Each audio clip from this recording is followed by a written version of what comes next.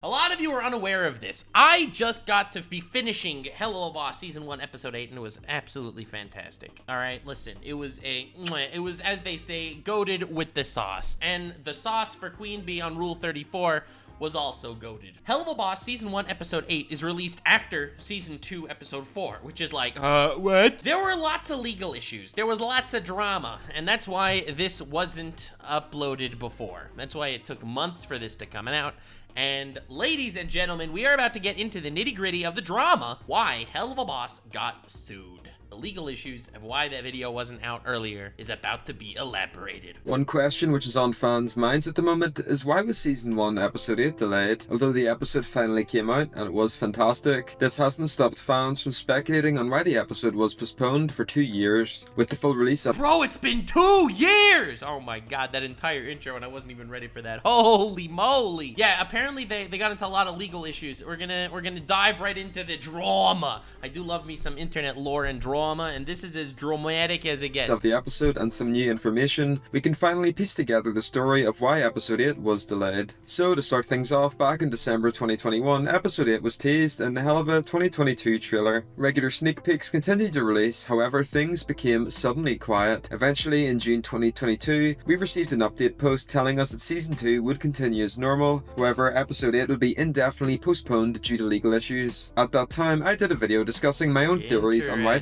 Kesha. The episode was delayed. In my video, I theorized that since Vtubepop's Die Young music video was suddenly privated around the time of that announcement, it's highly likely that Episode 8 had Kesha involved. My theory ended up being right, however it exceeded what I had originally theorized. Instead of having Kesha perform Die Young, she voiced her own character called Bee and had tons of dialogue along with her own song. So with the episode Kesha never thought that she'd be in a story that would get her this much Rule 34, that's for sure. Finally out, why was it delayed? Well, our first hint was a couple months back when Brandon Rogers said on an Instagram live that the episode was postponed due to someone in the end credits. This teased that it was either a crew member or voice talent that led to the episode being delayed. We also knew it was legal issues from Viv's previous announcement. When the episode came out, fans were amazed to see Kesha voicing a character. However, acutely aware viewers would notice that in the end credits, Kesha is credited as writing Cotton Candy. However, the song was performed by Rochelle Diamante. This means Kesha didn't actually voice the song. This was hard to notice because of how good of an impression Rochelle did, but it is noticeable that the song isn't voiced by Kesha. If we check Rochelle Diamante's YouTube channel, she made a song called Queen Bee in 2013. This happened to be the same name as the name of the actual episode, Helluva Queen Bee Season 1 Episode 8. So it's apparent that Kesha didn't voice the song, however she wrote it. Yesterday a Discord message was revealed that apparently showed the story of why the episode was cancelled. The person who made it has been censored, and of course take it with a grain of salt. However, the message says, "Hey everyone, so we'll be posting a bunch of announcements about this as we get closer to it, but we're possibly very close to being able to release Season 1's original finale episode, 108, Queen Bee. However, unfortunately, as you might know or have guessed, this episode has been wrapped up in a lot of legal red tape regarding— Dude, it is so wild. Coming from a place like YouTube. YouTube is like,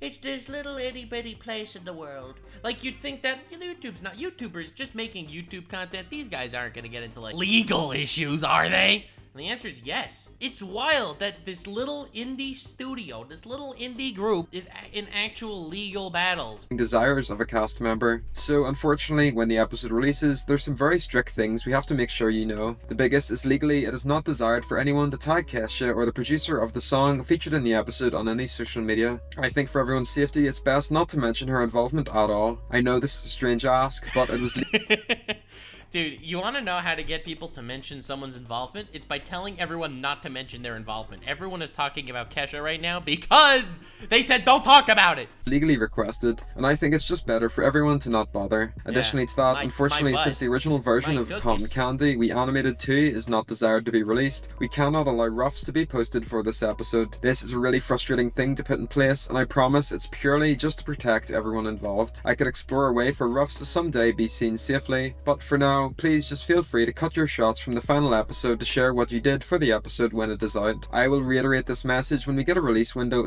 / date properly confirmed. But yes, I want to make sure everyone knows about this as soon as possible, so we can spread the word. Guys, we want you to know as soon as possible. Do not mention the fact that I think that My Hero Academia is mid and Deku is a terrible protagonist.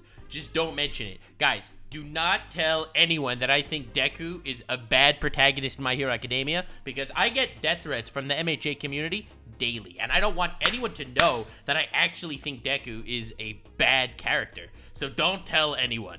As much as we can. Thank you all for understanding. This has been an exceedingly rough situation for a lot of us, but I'm looking forward to just having it behind us and moving forward from Viv. So basically this message shows a long bit of text from VivziePop. Of course there is a chance this image is fake, however this image was circulated on Tumblr and 4chan shortly before the episode aired. From the message we can see that there was an original version of Cotton Candy. This was definitely voiced by Kesha, however the team were forced legally to replace it with a new version with Rochelle Diamante as the replacement. Damn. Furthermore, rough scenes of the episode can't be shared online just yet. However, in the future that might be possible. The nail in the coffin for this was in a new Queen Bee print on Streamily. Basically on Streamily, fans can buy prints of Spindlehorse and get it signed by whoever voiced the character. If you get a signed Queen Bee print, it'll be signed by... You can't get a signed Nux Taku print because I don't do that stuff. However, you could get Nux videos made just for you guys if you subscribe to me on Patreon talking about modern drama and stuff and support your boy.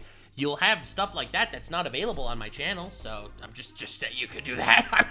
by Rochelle Diamante, not Kesha. This basically confirms what I said previously with the fact that Kesha can't be associated with the project, so Rochelle is her replacement. So now that we know that the episode originally had a song sung by Kesha which was cut, why was it cut? Well, a recent news article explains this. For the past 10 years, Kesha has been in a battle with her former producer and record label. I'm not going Dude, what? Her producer's name was Dr. Luke? I'm going to go into detail on this for the sake of time. However, on June 22nd, literally 3 days ago, the defamation suit was settled. Oh, good, defamation suits, my favorite. This basically explains why the episode was able Dr. Luke is a poor name, so true. to be posted. In recent months, the case looked to be nearing its conclusion. On the 22nd, it was settled, and as a result, the new episode was able to be posted. The reason Kesha's song wasn't allowed to be published was to do with her record label. They likely wanted royalties from Helluva Boss, which conflicted with the indie project. Spindlehorse and Kesha were probably banking on the court case being settled sooner, back in But it 2021. wasn't, because court cases suck, and the legal system is ass, and the American's constitution is something that exists. The American legal system is so bad, it makes my blood boil. Every time I think of 12 jurors that know nothing about law deciding the fate of people, it just makes me cringe. The concept of a lawyer, someone going up there to spin cases for the sake of their client, is cringe. Dude, this is about trying to find the truth, right? You want to find the truth. Did the person do the thing or not? So why does the dude be able to hire a guy who could legally lie and manipulate the jury of idiots who don't know anything about law to make decisions? However, it continued into this year until it was settled. The episode had to be delayed for literal years, and eventually it reached a point where Spindlehorse and Viv decided to cut their losses and recreate the song using a new voice actor. They weren't 100% in the clear, however, since Kesha helped write the song, it was at risk of copyright issues. Along with royalties, Kesha probably didn't want the studios involved. I don't know, completely honest with you, they should have just released this months ago. Swap out the voice actors and release it months ago, and don't get into the whole hot water. Don't get into the whole drama, lawsuits and all that. Just switch out the voice actors. I don't know why they didn't just do that. I feel like that would have been such a much better solution than delaying the finale of a season for 2 years. And then need to just switch it up anyway. You know it's a legal the legal system never wraps things up ever. Involvement in the project and wanted to keep them separate, which seems to Tinfoil hat. I'm adorning the tinfoil condom, so take every word I say with the pinch of cum. I mean salt. They really wanted Kesha's name attached to the project because Kesha's famous, and as you know, Helluva Boss very often likes swapping out amateur voice actors with more famous ones for different characters. You get famous voice actors for characters, and they'll even switch them out for that more prestigious voice actor. I think that they wanted Kesha's name attached to the project. They weren't trying to get out of a bad situation.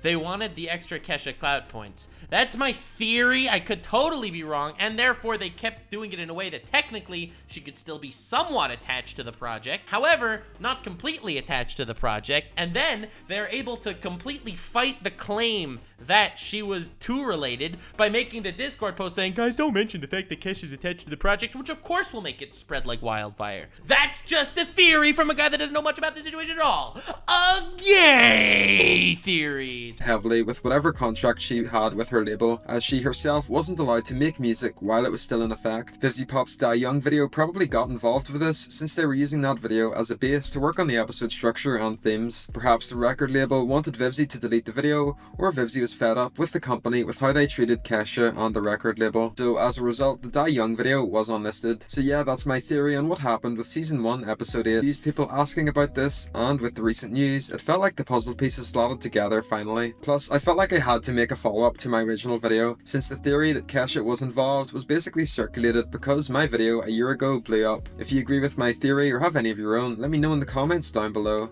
As always, thanks for watching. Yeah, it was well put together, but I'm not gonna sit here and make believe, even for a second, Mr. A. lmao even, that you made this video purely because it's rehashing an old situation and people are interested.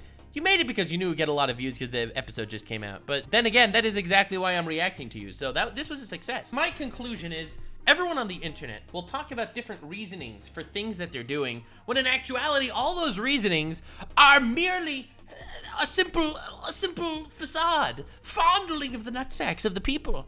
Because in reality, everyone only cares about clout. All that for a drop of clout. And if clout wouldn't be the reasoning for why they're doing the thing they're doing, probably wouldn't be doing that thing necessarily, probably at least half the time. So whenever I hear of benevolent people saying, oh, I just wanted to make this video as an update. Yeah, exactly when the episode dropped because you wanted to, yeah. Dude, my friend, lmao, listen, from a YouTuber to a YouTuber, I respect the grind. However, I was like about to make a joke that you made 2 videos in the last day. Dude dropped 1, 2, 3, 4, 5, 6 videos in the last 24 hours. 6 videos. God, he's a genius. Anyway, I say this out of complete respect. I want to be clear here that is exactly the case. It's all about the grind. It is all about the grind. Like, subscribe, and follow me on Twitch. Stay weird, fam.